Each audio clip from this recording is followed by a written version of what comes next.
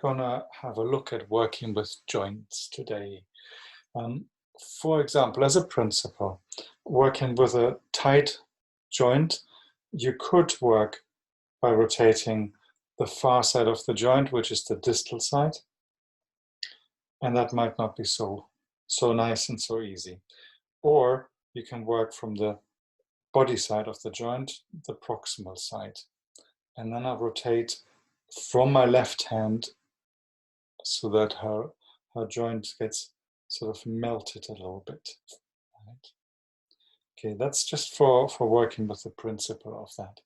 And where I typically work that is with the shoulder joint when there is, well, maybe some repetitive strain in the shoulder as well, or frozen shoulder, something like that. Turn land your left side, please. Okay, and there's 4 stages to this exploration that I'm going to show. The first one is just to find out a bit more and to also relax your partner. I hold the whole of lower shoulder joint, the arm is across my right arm, and then I start leaning back gently. So there's a sense of stretch, but it's not the maximum stretch that I might be doing. And I might do that a couple of times.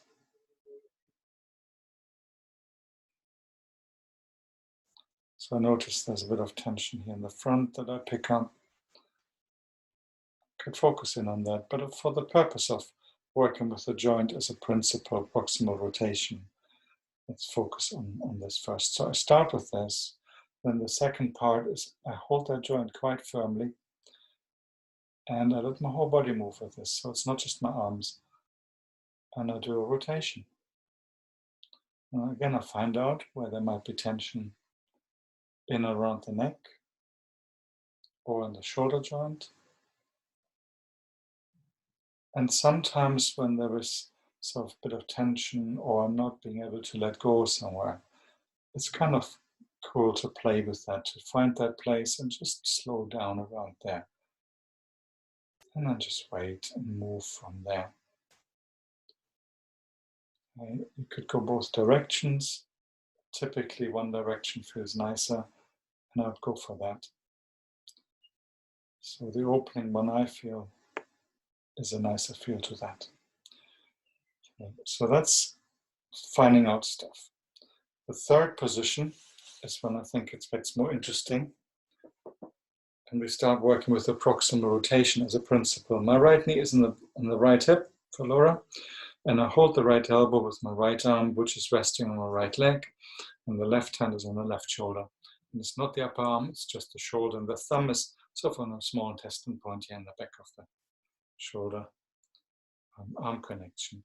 And then I hold that right arm fairly still. I don't hold it still and that doesn't move, but I rotate only from the body side, shoulder joint.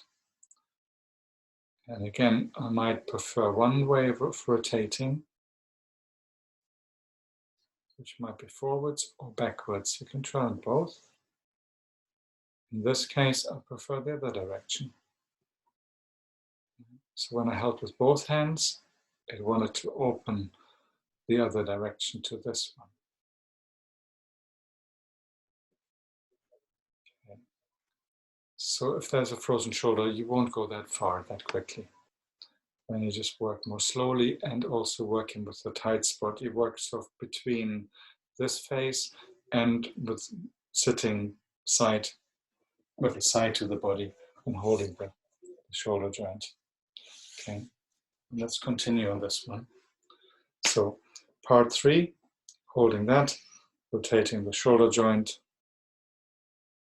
And part 4 is the most challenging part, I think, for a lot of people, is where I definitely work more into the proximal rotation. So I would ask my client, in this case Laura, to breathe out. As the hand goes forward, the arm goes forward, I pull the shoulder back. And the hand usually lands awkwardly, it's meant to. It's a test as well, basically. But anyway, breathing in would be elbow goes back, shoulder goes forward. And breathing out, I hook my fingers in that crease here, shoulder body crease, as the elbow comes forward, breathing out and breathing in, a bit of a stretch. And it's appropriate to your partner's sensations and what they can take. So it's not a challenge, a physical challenge. It's more a challenge of being able to surrender your body being moved in ways that it's not used to. And when I work with this particular pattern, there always, nearly always, is a point where the body feels the confusion that happens when we learn something new. There's often a time of confusion before we integrate it. So this could be one of those. When that starts to show up, I go back to the face that was easier to accept, easier to be with. So I might go back to this face, hold the shoulder, and rotate the whole shoulder joint.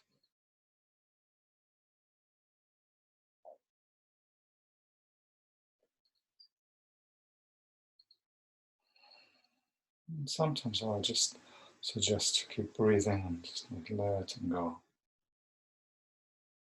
And I might go over this particular sort of sequence twice. So hold the elbow, hold the shoulder, and then rotate from the shoulder joint.